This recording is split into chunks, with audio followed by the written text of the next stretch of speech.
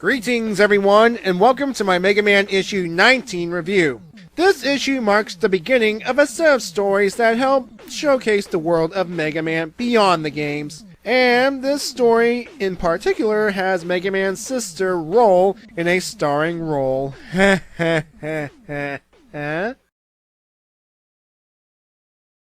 We begin with Roll, Kalinka, and Tempo playing in the ocean. Well, Roll and Kalinka, that is. Roll asks Tempo to join them, but she is worried that Tempo's still damaged from the arts incident. Tempo reassures Roll that not only she is fully functional, but her personality has been reinstalled. She's getting used to feeling again.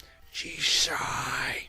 It doesn't matter, since Mother Nature has other plans. Behind them, a cruise ship is coming in dangerously close inland, and, well, look what happens. Roll asks for a phone and calls Light Labs, and Oil Man picks up because Dr. Light, Dr. Lawlin, and Otto are upgrading rock, and they do not want to be disturbed. Oil Man understands the situation, and after seeing a metal box, informs Roll that he is on his way with a date, and hangs up. An annoyed Roll summons Rush to their location so that she can get the job done herself. She asks Tempo to ready herself for help. And what's this? Tempo is afraid? Well, it doesn't really matter since Tempo armored up. And using Rush Jet, the two travel to the ship to help out. One way is to unjam the life rafts with their robot string. Tempo, while trying to move the raft, falls into the water and thinks this is it, this is the end, until a new robot master enters the scene and rescues her. Meet DLN, not DNL, 067, Splash Woman. She explains to Roll that she can help with the people, and Rolls takes a traumatized Tempo back to the shore to help the authority and the emergency vehicles now arriving. So things are looking good on the people rescuing front, but Oil Man is trying to contain the oil spill as best as possible. Splash Woman, after saving a whole bunch of people, went over to the broken part of the ship and tries to seal the oil so that Oil Man can have an easier time with containment. Roll and Tempo introduce themselves to the emergency crew before they help drag in the life rafts onto shore.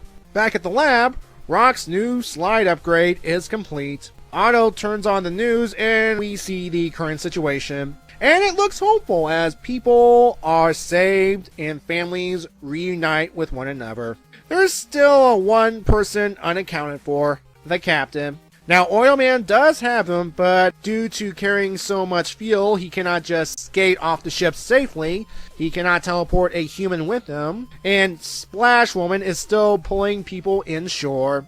But Wake Woman takes matters into her own hands and gets to the captain and Oil Man, facing her fear and rescuing them before the situation got worse. Later, the captain thanks Roll for all of her efforts to save everyone and keep the environment safe. Dr. Light, Dr. Lawlin, and Mega Man arrive, and wait a second, that's not a slide, that's a dash. Anyway, they explain to Roll that her activities were broadcast on the news, and despite all the efforts, there's still work needed to be done, and Mega Man wants to help.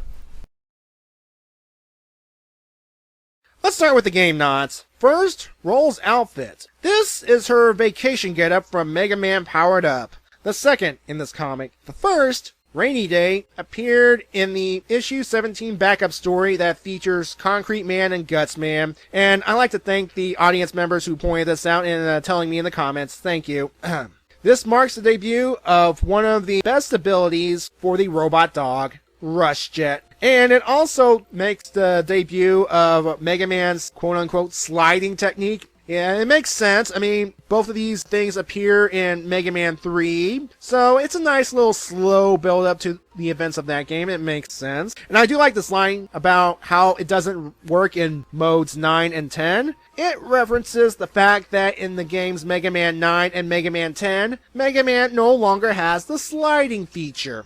Anyway, this issue marks the official debut of Splash Woman, DLN-067, another Mega Man 9 Robot Master. Her function is to rescue victims of sinking ships and beach accidents. Yeah, perfect for this issue. Now, her hobby includes karaoke, and I can imagine her and Gutsman in a duet. Introducing her now makes sense for the same reasons as Concrete Man. It will make the Mega Man 9 adaptation more tragic, and she would have been in service long enough for the events to occur. We see that Dr. Lachlan has kept her word and restored Tempo's personality, and the digging robot is slowly readjusting, and I think it's good storytelling because it's better than, personality reinstallation complete, and she's like, all sunshine and roses. Well, she's still adapting, she's still relearning, and the personalities we see right now are shyness and fear. She is terrified of being buried again. She remembers her accident, and she does not want to go through that experience again. And we also learn her model number, LMN001. It makes sense to label her like that because both Dr. Lights and Dr. Lawlens both share an L, and it'd be kind of weird saying DLN001 when in fact it's Mega Man robot designation, so, But I do like she has courage. She can do what is necessary to get the job done at the risk of her own safety. For my final thoughts on this issue, I like to discuss some things with the plot. Now, when you look at the cover, some people might think, ooh, girls, yucky. I know you exist out there somewhere. Now, my thoughts, who doesn't love some girl power every now and then? Come on, equal rights and all that. Woo!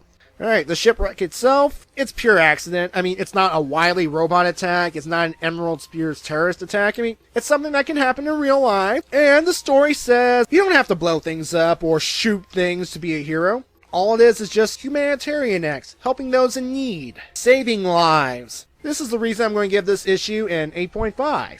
Next issue, we will have a sneak peek into Mega Man's future, and until then, I'll see you next time. Bye-bye.